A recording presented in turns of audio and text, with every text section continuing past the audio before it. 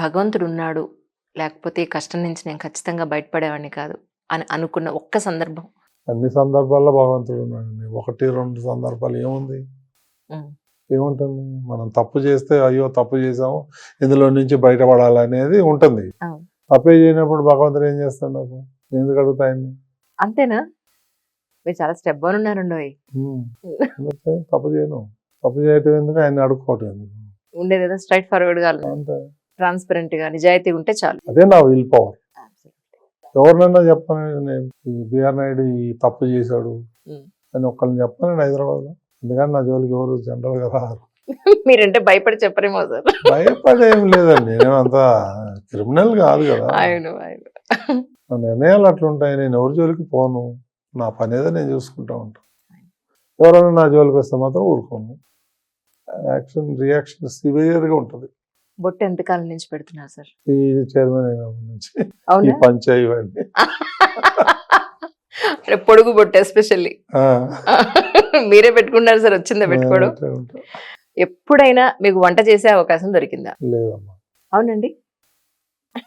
అసలు కిచెన్ లోకి వెళ్ళే అవకాశం లేదు. లేదు. వెజిటబుల్స్ కొన్నారా పని ఎప్పుడన్నా? అప్పుడు చిన్నప్పుడు కొనేవాళ్ళం. అంతే. తర్వాత మళ్ళీ మీకు అసలు కొత్తగా పెళ్ళైనప్పుడు, చిన్న పిల్లలు ఉన్నప్పుడు, అప్పుడు బిహెచ్ఎల్లో ఉండేవాళ్ళం.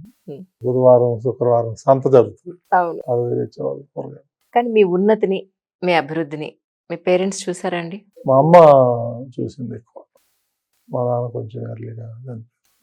కానీ బిహెచ్ఎల్ ఏంటంటే 15 ఏళ్ళ తర్వాత చనిపోయారు. శభాష్. మా నాయుడు గారు సూపర్ అన్నారా? మీ అమ్మగారు ఏమన్నారు? ఏం మాట్లాడరండి. నేనేం చేసేది రైట్ అంట. అరే మా బ్రదర్స్ కానీ, మా సిస్టర్స్ కానీ, మా ఫ్యామిలీ మొత్తం, ఇప్పుడున్న మా సన్స్ కానీ, గ్రాండ్ చిల్డ్రన్ కానీ, మా కోడళ్ళు కానీ, మా వైఫ్ కానీ ఏమి ఎదురు చెప్పరు. మా ఏంకుళ్ళు కూడా ఆయన ఏం చెప్పేది రైట్. అది జీరో ప్రాబ్లం నాకు ఫ్యామిలీ నుంచి. ఇంతే కూల్ గా ఉంటారా సార్ ఇంట్లో కూడా? అసలు ఎందుకమ్మా టెన్షన్?